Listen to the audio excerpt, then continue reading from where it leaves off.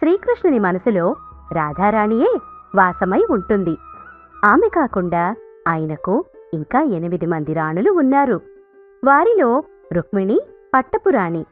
మిగిలిన 7 జాంబవతి, సత్యభామ, కాళింది, మిత్రవింద, సత్య, భద్ర ఇంకా లక్ష్మణ. వీరందరూ శ్రీకృష్ణుని హృదయానికి దగ్గరైనవారు.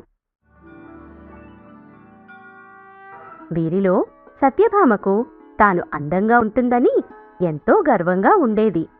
జగత్తులోనే తనకన్నా అందమైన వారు ఇంకెవ్వరూ లేరని ఆమె భావించేది. ఆమె ఉజ్జయిని మహారాజైన సత్రాజిత్తు కూతుర్ని అనే అహంకారం కూడా ఆమెకు ఉండేది. అటు రుక్మిణి ఏమాత్రం అహంకారం లేకుండా ఉండేది. చాలా సాధారణంగా ఉండేది. కృష్ణునికి పరమ భక్తురాలు. సత్యభామ కృష్ణునితో తానే ఎక్కువ సమయం గడపాలని ప్రయత్నించేది. దీనిని రుక్మిణి ఏమాత్రం పట్టించుకునేది కాదు. కాని మిగతా రాణులకు ఇది ఏమాత్రం నచ్చేది కాదు. ఒకరోజు జాంబవతి రుక్మిణితో, అక్కా, మనందరం పతిసేవ చేసేటప్పుడు సత్యభామే అన్నీ చేయాలనుకుంటుంది. ఆయనతో సమయం గడిపే అవకాశం మనకు ఇవ్వనే ఇవ్వదు అంటుంది. రుక్మిణి, జాంబవతి, నువ్వు సత్యభామపై ద్వేషం పెంచుకోకు. తను మనకన్నా చిన్నది. అందుకని అన్నీ తెలుసుకొని అర్థం చేసుకోవడానికి కొంత సమయం ఇవ్వు. కానీ అక్క, ఈరోజు శ్రీకృష్ణుల వారు మీతో ఉండాలి కదా. సత్యభామ ఇప్పటి వరకు రానివ్వలేదు. ఏం పర్వాలేదు జాంబవతి. నాకు శ్రీకృష్ణ ప్రభువుపై పూర్తి భరోసా ఉంది. ఆయన నా హృదయంలో ఎప్పుడూ ఉంటారు. నేను కోరుకున్నప్పుడు ఆయన నా వద్దకు వస్తారు. ఒకరోజు దేవర్షి నారదముని ద్వారకకు వస్తారు. మొదటగా సత్యభామనే కలవడం జరుగుతుంది. నారదముని, నారాయణ నారాయణ. సత్యభామగారికి నా వందనాలు. నా రాకను సందేహించకండి. కాని ఒక్క విషయం చెప్పండి. భగవాన్ శ్రీకృష్ణుని ఎవరు ఎక్కువగా ప్రేమిస్తారు? మీరా లేక రుక్మిణీమాతనా? నారదా, ఏమంటున్నారు? ఇది మీతో ఎవరన్నారు? ఎవరంటే ఏమిలే.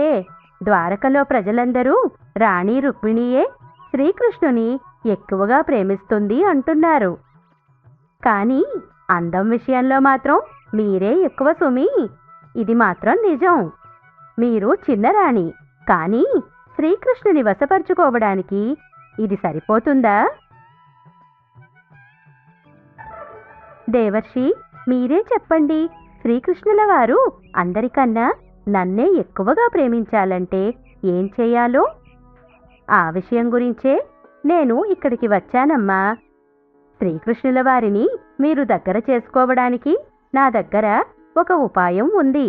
మీరు ఆజ్ఞ ఇస్తే చెప్తాను. తప్పకుండా దేవర్షి, అదేమిటో త్వరగా చెప్పండి. దానికోసం మీరు చేయాల్సిందల్లా శ్రీకృష్ణుని నాకు దాసుడిగా చేయండి. ఏమంటున్నారు నారదముని? ఆయనను మీకిచ్చివేస్తే నా దగ్గరేముంటుంది? అమ్మా, అటు తర్వాత ఆయనను నా దాసుడు కాకుండా ఉండేందుకు ఆయన బరువుకు సమానమైన ధనం ఇవ్వండి. దానివల్ల ఆయన దాసుడు అవ్వకుండా ఉంటారు. మీరు చేసిన ఈ పని వల్ల మీరు ఇంకా దగ్గరవుతారు.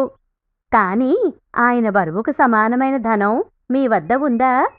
మునివర్య, దాని గురించి మీరేం చింతించకండి.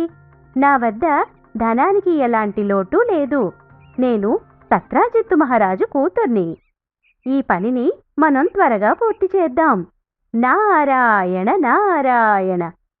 సత్యభామ సరాసరి శ్రీకృష్ణుని వద్దకు వెళ్ళి తాను నారదునికిచ్చిన మాట గురించి చెబుతుంది.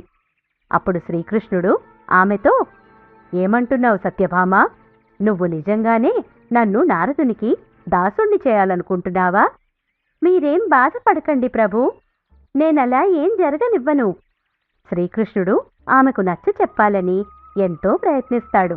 కాని ఆమె ఎంతకీ వినదు. ఆమె తన మొండి పట్టుపైనే ఉంటుంది. ఇంతలో తులాభారానికి అన్ని ఏర్పాట్లు పూర్తవుతాయి. సత్యభామ తన నగలన్నిటినీ తెప్పిస్తుంది. తులాభారం ప్రక్రియ మొదలవుతుంది.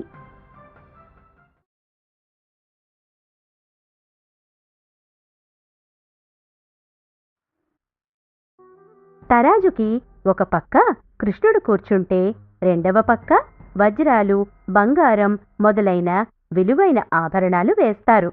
దీనిని చూడడానికి ద్వారకావాసులందరూ అక్కడికి వస్తారు. అందరూ సత్యభామ నారదునికిచ్చిన మాట గురించి విని ఆశ్చర్యపోతారు. సత్యభామ త్రాసులో వజ్రాలు, మణిమాణిక్యాలు, బంగారు ఆభరణాలు అన్నీ వేస్తూనే ఉంటుంది. కాని తరాజు ఇంత కూడా కదలదు. సత్యభామ ఇంకా నగలు తెప్పిస్తుంది. తరాజులో వేస్తూనే ఉంటుంది. కాని తరాజు ఒక ఇంచి కూడా కదలదు.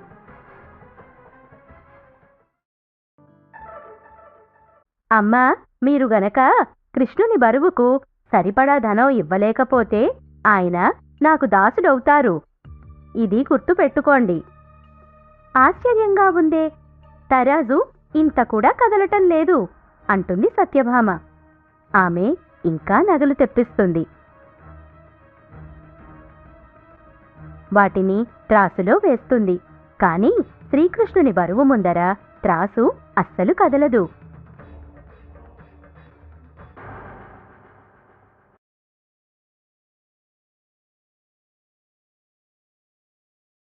అమ్మా, నన్ను క్షమించండి. ఇంక ఇవ్వడానికి మీ వద్ద ఏమీ ఉన్నట్లు లేవు. ఇప్పట్నుంచి శ్రీకృష్ణుడు నాకు దాసుడు. నారదముని, మీరలా అనకండి. నా స్వామి కోసం నా వద్ద ఉన్నవన్నీ ఇచ్చేశాను. చూశావా, నీ మూర్ఖత్వం వల్ల ఏం జరిగిందో? ఇప్పుడు నేను నారదునికి బానిసలా బ్రతకాలి అంటాడు శ్రీకృష్ణుడు. సత్యభామ ఏడుస్తూ, నన్ను క్షమించండి ప్రభూ, ఇప్పుడు నేనేం చెయ్యను అంటుంది. సత్యభామ, నువ్వు నన్ను రక్షించాలనుకుంటే నువ్వు రుక్మిణి దగ్గరకు వెళ్ళి ఆమె సాయం అడుగు. ఆమె తప్పకుండా ఏదో ఒకటి చేస్తుంది. కృష్ణుని మాట విని సత్యభామ రుక్మిణి వద్దకు వెళుతుంది. అయినా ఆమెకు వేరే మార్గం లేదు కూడా. రుక్మిణికి ఆమె జరిగినదంతా చెబుతుంది. ఇది విని రుక్మిణి, బాధపడకు చెల్లి, అంతా సరవుతుంది. పద, నేనే నీతో వస్తాను అంటుంది. రుక్మిణి తులసి చెట్టు నుంచి ఒక తులసాకు కోసి దానిని తీసుకొని శ్రీకృష్ణుని వద్దకు చేరుకుంటుంది. మనసులోనే కృష్ణుణ్ణి ప్రార్థించుకొని నగలు ఉన్న త్రాసువైపు ఆ తులసాకును వేస్తుంది. దీంతో తరాజు పైకి లేవడం మొదలుపెడుతుంది. కాని పూర్తిగా పైకి లేవకుండా ఊగుతూ ఉంటుంది. అప్పుడు శ్రీకృష్ణుడు, దేవి, తరాజులోంచి ఆభరణాలన్నీ తీసివేయగానే కేవలం ఒక్క తులసాకుతోనే తరాజు పైకి లేవడం మొదలవుతుంది. ఈ చమత్కారం చూసి అక్కడికొచ్చిన వారందరూ ఆశ్చర్యపోతారు.